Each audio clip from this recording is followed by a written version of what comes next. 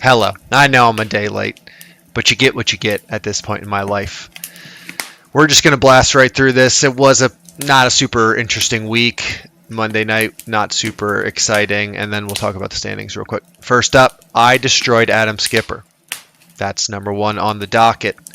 And in doing so, I avoided running a half marathon. No further questions. Next up, Tim.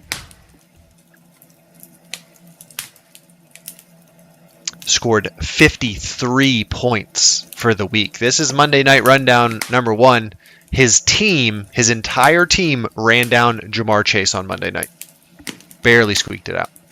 Lost by 80.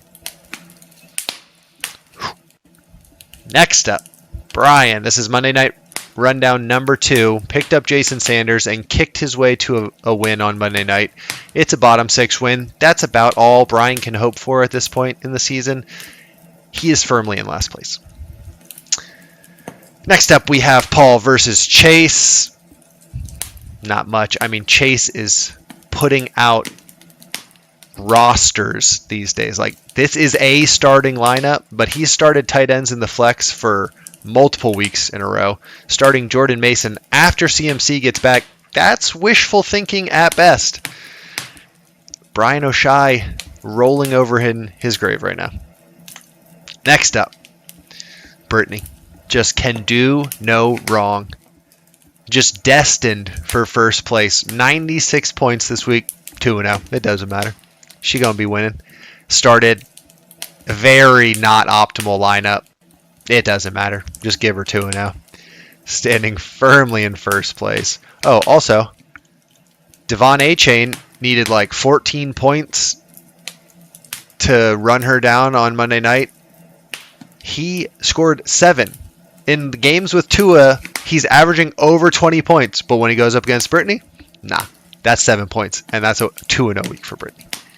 Last up, high score of the week goes to Zach on the back of Ja'Marr Chase scoring 50 points on Thursday Night Football. He only won by 15 with a wide receiver that had 50. He had 3 players starting that scored under 2 points. Justice Hill, Hunter Henry, Sterling Shepard. Justice Hill had -2 total yards in the game. He scored 131 and won $5 for the high score of the week. Whew.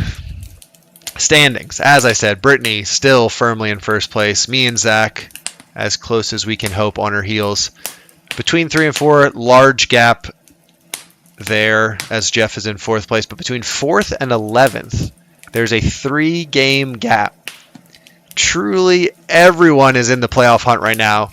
I think mathematically Brian is still in it, but he's a little bit further on the edge. But between 4 and 11, everyone is right in the hunt. That's all I got. I'll see you next week on the Commissioner's Corner.